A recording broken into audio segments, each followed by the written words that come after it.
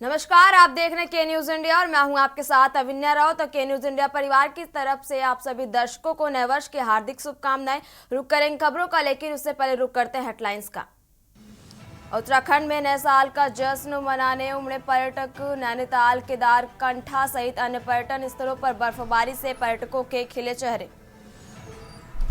धामी सरकार की ओर से यूसीसी प्रशिक्षण कार्यक्रम किया जाएगा शुरू। पहले कर्मचारी पढ़ेंगे यूसीसी का पाठ।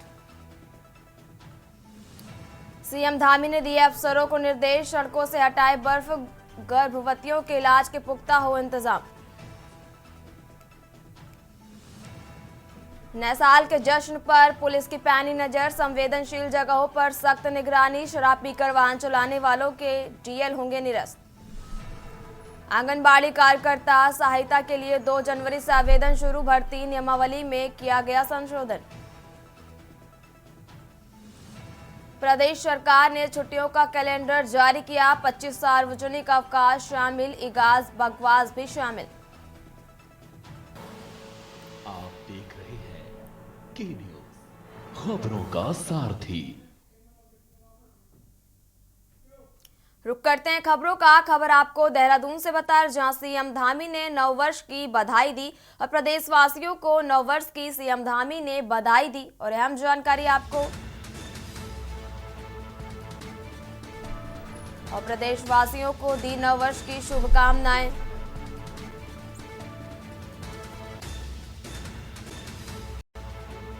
सीएम धामी ने शुभकामनाएं दी नववर्ष को लेकर।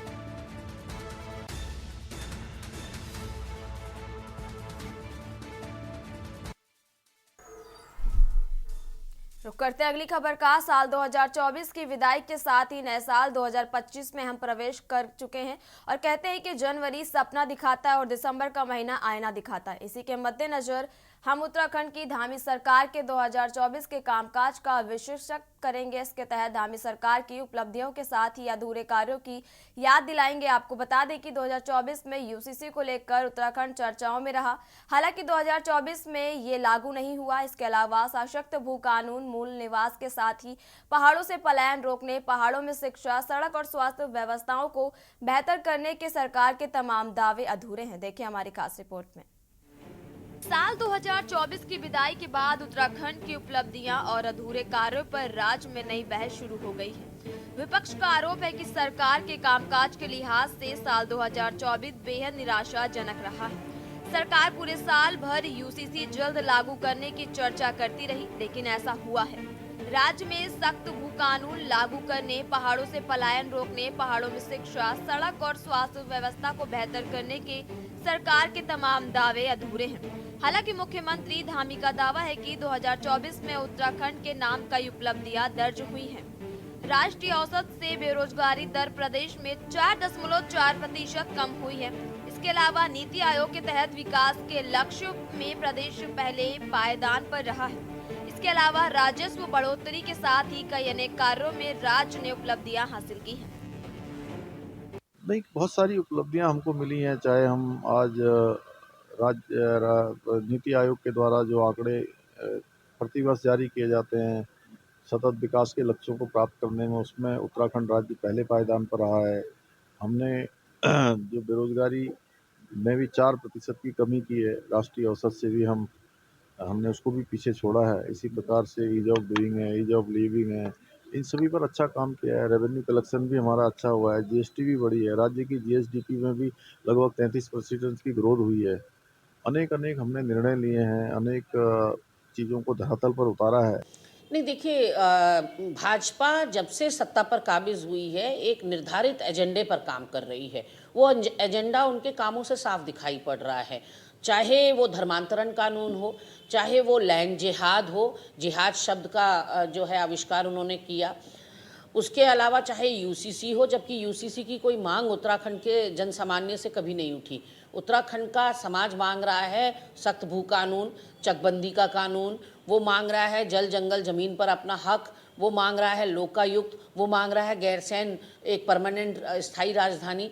ऐसे में इन सारी मांगों को दरकिनार करते हुए, उनकी अनदेखी करते हुए आप जो है सिर्फ एक एजेंडे पे काम कर रहे हैं। में जो धामी जी की जो घोषणाएं हैं, धामी जी की सरकार की तरफ से जो घोषणाएं हैं वो निरंतर फेल होती आई हैं। जिस प्रकार से चुनाव को लगभग 100 साल के बाद करना जनता के डर के मारे और न्यायालय के दबाव के कारण जब उनको अब चुनाव करना ही पड़ा, लेकिन वो टालते जा रहे थे। ऐसा ही उन्होंने यूसीसी के लिए पहले राज्य स्थापना दिवस पर, फिर आज कल 1 जनवरी 2025 को करने का वादा किया था। ऐसे ही बहुत सारे उनके वादे हैं, वो मुझे कहीं भी धरातल में होते पूरे नज़र नहीं आ रहे हैं। इसी प्रकार अगर आप ये कहें कि ये वादे क्या 2025 ख़त्म होते होते होंगे, ये कभी भी नहीं होंगे। और धामी सरकार इन्हीं वादों के बल पर सरकार दुनिया को छल करके, अपने उत्तराखंड की जनता को छल करके अपना कार्यकाल पूरा करेंगे और उसके बाद जनता के हक में कुछ भी नहीं आएगा। आपको बता दें कि कुछ कार्यों में छोड़ दे तो साल 2024 सीएम धामी के कड़े फैसलों के लिए भी जाना जाएगा। सख्त दंगा विरोधी कानून लागू करने, राज्य आंदोलनकारियों के 10% क्षैतिज आरक्षण लागू करने, नई फिल्म नीति लागू करने, 5000 एकड़ सरकारी भूमि से अतिक्रमण हटाने, वैश्विक निवेशक सम्मेलन में हुए निवेश समझौते के तहत 81,000 करोड़ रुपए की निवेश की ग्राउंडिंग के साथ ही यूसीसी को लेकर उत्तराखंड चर्चाओं में रहा। हालांकि अब राज्य सरकार नए साल में इसे लागू करने का दावा कर रही है। वहीं विपक्ष यूसीसी समेत तमाम मुद्दों को लेकर सरकार पर हमलावर हो गया है। जो श्रद्धेय अटल जी ने एक सुशासन की व्यवस्था कायम की थी अपने शासनकाल में, और उसको देश के यशस्वी प्रधानमंत्री आदरणीय नरेंद्र मोदी जी ने आगे बढ़ाया। धामी जी उन्हीं के पद चिन्हों पर चल रहे हैं और उत्तराखंड में इन 2-3 वर्षों में बहुत ही कठोर फैसले लिए गए। उसमें नकल विरोधी कड़ा अध्यादेश भी शामिल है और इसी के साथ में जो अवैध मजारें जो उत्तराखंड में बनी थी और हजारों हेक्टेयर भूमि पर अवैध अतिक्रमण था, उसको भी हटाने का काम पुष्कर सिंह धामी जी के द्वारा किया गया। और हमने नकल विरोधी अध्यादेश के बाद ये देखा है कि गरीब से गरीब बच्चे, जहाँ की पहले माफिया सिलेक्शन करते थे, वहाँ ऐसे गरीब घरों के बच्चे 1 नहीं, 2 नहीं, 3 नहीं, 4-4 परीक्षाओं में वो लोग क्वालिफाई हुए हैं। सीधी और सपाट बात यह है कि भाजपा राज में उत्तराखंड की और खास करके देहरादून की तो दुर्दशा बड़ी ही बड़ी है। बदहाल हुआ है उत्तराखंड। इनकी जो तथाकथित विकासकारी योजनाएं थी वो विनाशकारी योजनाओं में तब्दील होती हुई नजर आ रही हैं। ऑल वेदर रोड को ही आप देख लीजिए, जगह जगह बर्फबारी की वजह से, लैंडस्लाइडिंग की वजह से वो अवरुद्ध पड़ी हुई हैं सड़कें। तो किस लिहाज से उसको ऑल वेदर रोड कहा जाए? आपने पहाड़ियों का कटान कर दिया, आपने लाखों पेड़ों का कटान कर दिया, और तो और एयरपोर्ट विस्तारीकरण के नाम पर आप पेड़ कटान कर रहे हैं। जागेश्वर धाम तक भी आपकी पैनी निगाह पहुंच गई। वो तो भारी जन विरोध की वजह से आपको कदम पीछे लेने पड़े। जहां तक राज्य आंदोलनकारियों की बात है तो खुद राज्य आंदोलनकारियों से पूछिए कि वो कितने संतुष्ट हैं सरकार के फैसलों से। और ऐसे में ज़मीनों का खुर्द-बुर्द होना सबसे ज़्यादा ऐतिहासिक मुझे लगता है ये कार्यकाल रहा है। शराब की ओवर रेटिंग के लिए, अवैध खनन के लिए। कुल मिलाकर नए साल से प्रदेश को काफी उम्मीदें हैं। दिल्ली देहरादून एक्सप्रेसवे के शुरू होने के साथ ही Rishikesh Karnaprayag rail line project के पूरा होने के साथ ही बेरोजगार युवाओं के हाथों में रोजगार मुहैया कराने के साथ ही पहाड़ की समस्याओं के समाधान की भी ऐसे में देखना होगा धामी सरकार 2025 में अपने किन किन वादों को पूरा करती है। Uttarakhand desk report.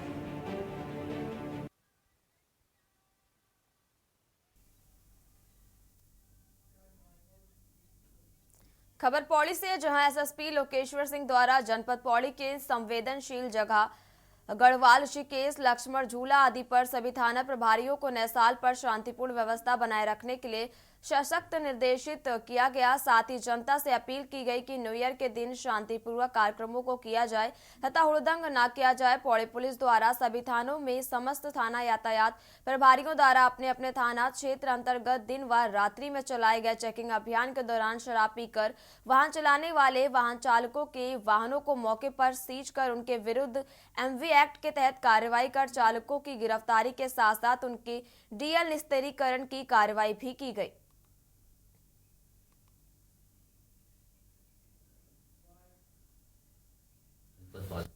प्रदेश की समस्त जनता को नववर्ष की हार्दिक शुभकामनाएं। नया वर्ष आपके लिए नई उमंग, नई जोश और हर्षोल्लास लेकर आए। इसी कामना के साथ जनपद पौड़ी पुलिस आपके लिए प्रार्थना करेगी। आज नए वर्ष के अवसर पर कृपया किसी भी प्रकार का कोई न्यूसेंस ना फैलाएं, हुड़दंग ना फैलाएं, शांतिपूर्वक नव वर्ष का अपना सेलिब्रेशन करें। धन्यवाद। नववर्ष के अवसर पर जनपद पुलिस के द्वारा जो प्रिपरेशंस हैं वो हमारी 20 दिसंबर से ही हम लोगों ने करवा ली थी, जिसमें एक तो हमारे जितने भी टूरिस्ट स्थल हैं वहाँ पे जितनी भी होटल एसोसिएशन हैं, टैक्सी एसोसिएशन हैं, उनके साथ हम लोगों ने मीटिंग्स कर ली गई थी। और अब बात कर रहे हैं अल्मोड़ा की, जहां नगर निगम को लेकर चुनावी जंग अब तेज हो गई है। इसी क्रम में कांग्रेस के मेयर प्रत्याशी भौरव गोस्वामी ने अपना चुनावी कार्यालय खोला। इस दौरान अल्मोड़ा विधायक मनोज तिवारी, जिला अध्यक्ष भूपेंद्र भोज सहित तमाम कार्यकर्ता शामिल रहे। विधायक मनोज तिवारी ने अल्मोड़ा नगर निगम में जीत का दावा करते हुए कहा कि अल्मोड़ा की पहली नगर निगम सीट कांग्रेस जीतेगी। वहीं कांग्रेस प्रत्याशी भैरव गोस्वामी ने कहा अल्मोड़ा सीट जीतने पर आम जनता से जुड़े हुए सभी काम पूरे होंगे।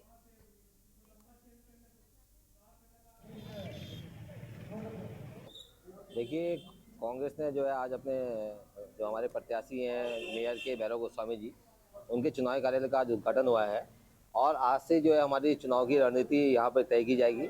किस तरह जो हमारे 40 वार्ड है वहाँ पे डोर टू डोर जो कन्वेंसिंग की जाए, किस तरह जो हमारे प्रत्याशी हैं उनके चुनाव भ्रमण का कार्यक्रम बने, उसी को लेकर जो आज रणनीति के तहत जो है यहाँ पर चुनाव कार्यालय का उद्घाटन हुआ है और आज उसी के बारे में जो है विचार विमर्श किया जाएगा कि कैसे हम इस चुनाव को फतह करें, उसके लिए यहाँ पर रणनीति तय की जाएगी। आज कांग्रेस कार्यालय का जो विधिवत उद्घाटन हुआ है उसमें माननीय विधायक जी, माननीय प्रकाश चंद्र जोशी जी और सभी कांग्रेस के परिवार के लोग यहाँ पर को उस कार्यालय उद्घाटन में यहाँ पर को उपस्थित थे।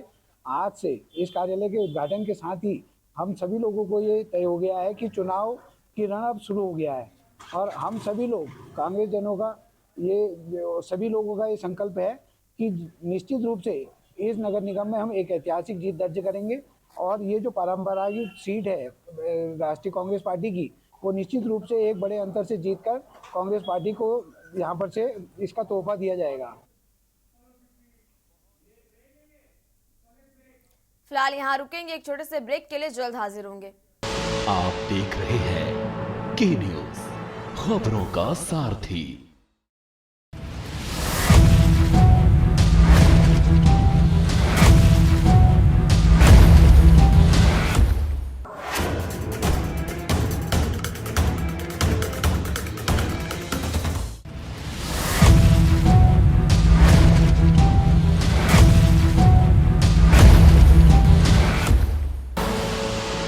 देख रहे हैं के न्यूज, खबरों का सारथी।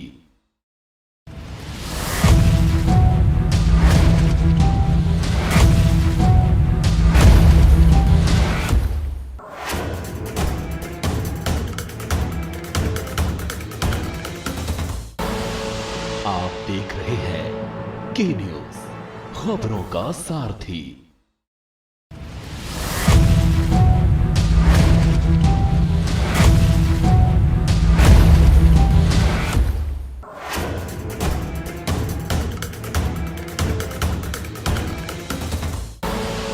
आप देख रहे हैं के न्यूज, खबरों का सारथी।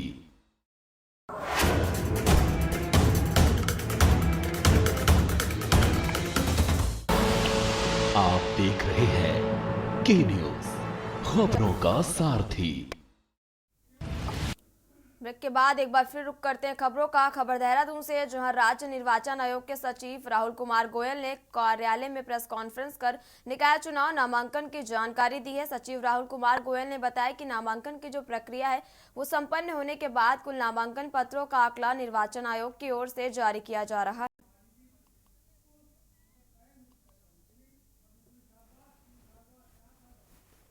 चाहूँगा, कल हमारी नामांकन की अंतिम तिथि थी और अंतिम तिथि उपरांत जो हमारा कुल निकल के आया है, नगर निगम में टोटल नगर प्रमुख के लिए 103 जो हैं उम्मीदवारों ने नामांकन दाखिल किया है। अगर मैं अध्यक्ष की बात करूं तो अध्यक्ष नगर पालिका परिषद हेतु 284 जो है अभ्यर्थियों ने नामांकन अपना दाखिल किया है और 295 किया है अध्यक्ष नगर पंचायत पद हेतु। अब बात कर रहे देहरादून की, जहां से बीजेपी मुख्यालय में भाजपा निकाय चुनाव प्रबंधन समिति की बैठक हुई। बैठक में निकाय चुनाव प्रबंधन एवं चुनावी रणनीति पर विचार विमर्श किया गया। भाजपा प्रदेश महामंत्री आदित्य कोठारी ने कहा कि सभी एकजुटता के साथ चुनाव लड़ने की बात कही गई। साथ ही नाराज लोगों को मनाने का प्रयास करने के लिए भी कहा गया। आपको बता दें कि नगर निकाय चुनाव में उत्तराखंड भाजपा के भीतर बड़ी संख्या में बगावत हुई। ऐसे में नाराज नेताओं को पार्टी ने मनाने के प्रयास शुरू कर दिए हैं।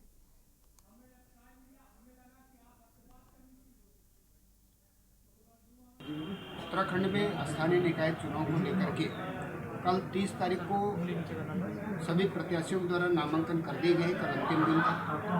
आज 31 तारीख और कल 1 जनवरी को नामांकन पत्रों की जांच हो रही है और 2 तारीख को नाम वापसी का समय है। तो कई जगह कुछ नाराज पार्टी के पदाधिकारियों के द्वारा नामांकन किए गए हैं। सभी लोगों से हमारी बातचीत चल रही है और हमको पूरी उम्मीद है कि 2 तारीख तक नाम वापसी के दिन सभी लोग अपना जो अधिकृत नहीं है वो लोग नाम वापस लेंगे। और आज हमारी प्रदेश की चुनाव प्रबंधन समिति की बैठक अपने प्रदेश अध्यक्ष आदरणीय महेंद्र भट्ट जी की अध्यक्षता में होने जा रही है। देहरादून में कांग्रेस से मेयर पद के प्रत्याशी वीरेंद्र पोखरियाल ने नामांकन दाखिल किया है। इससे पहले वह कचहरी परिसर स्थित शहीद स्मारक पर उत्तराखंड आंदोलन के शहीदों को श्रद्धांजलि देने पहुंचे थे। नामांकन के दौरान पार्टी ने एकजुटता दिखाई। कांग्रेस भवन के कलेक्ट्रेट तक जुलूस निकाला। इस दौरान प्रदेश अध्यक्ष करण महारा के साथ ही कई वरिष्ठ नेता भी मौजूद रहे। वहीं नामांकन के बाद कांग्रेस प्रत्याशी वीरेंद्र पोखरियाल ने कहा कि वह शहर की बेहतरी और शहीदों के सपनों को साकार करने की दिशा में काम करने का प्रयास करेंगे।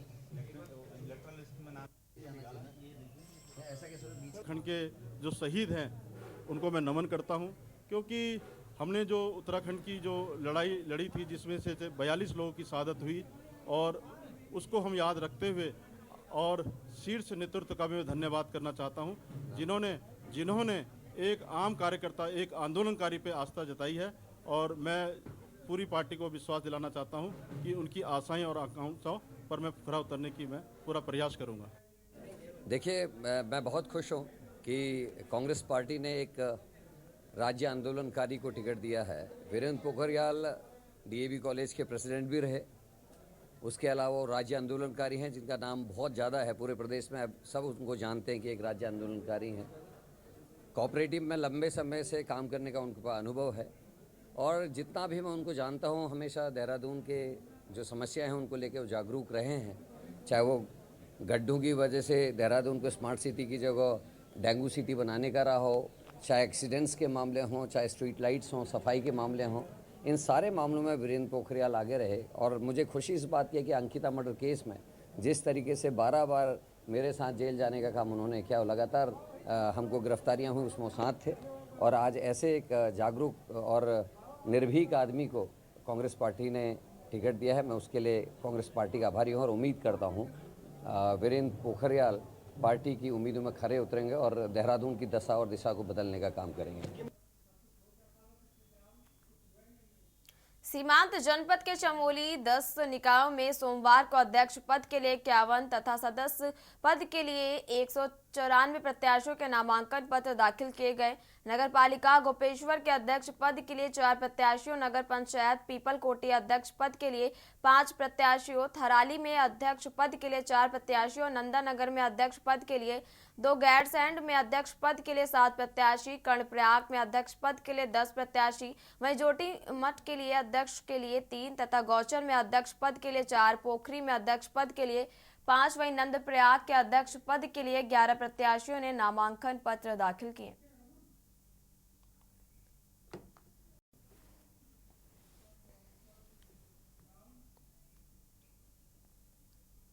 और बात करें कोटद्वार की, जहां नगर निगम में मेयर पद पर पूर्व सैनिक संघर्ष समिति ने महेंद्र पाल सिंह को अपना प्रत्याशी बनाया है।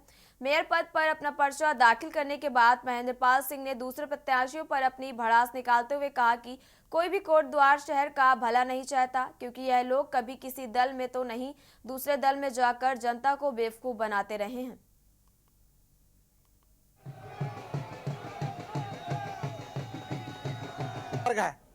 ये अनुशासित लोग हैं, ये जानते हैं कि आज इस व्यक्ति के द्वारा इधर, आज उधर, आज उधर, आज उधर।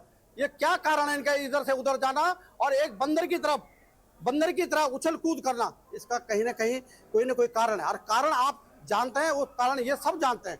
इस कारण को इस बार ये लोग इनकी धार को कुंद करने का प्रयास करेंगे, इनकी धार को तोड़ने का प्रयास करेंगे। वो आज देश का और केवल ये पूर्व सैनिक वर्ग, हमारी मातृशक्ति और हमारे नागरिक, संग्राम नागरिक जो कोटद्वार के, जो विगत 24 सालों से विकास की राह को देख रहे हैं, आज विकास की बातें धरातल पर उकेरी नहीं गई हैं। इस प्रदेश का सृजन हमने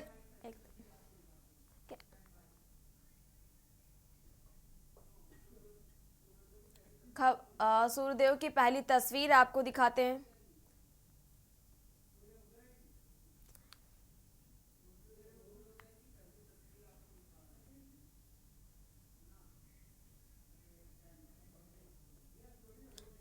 फिलहाल उत्तराखंड में मेरे साथ इतना ही। आप देखते रहिए न्यूज़ इंडिया। नमस्कार। आप देख रहे हैं के न्यूज़, खबरों का सारथी।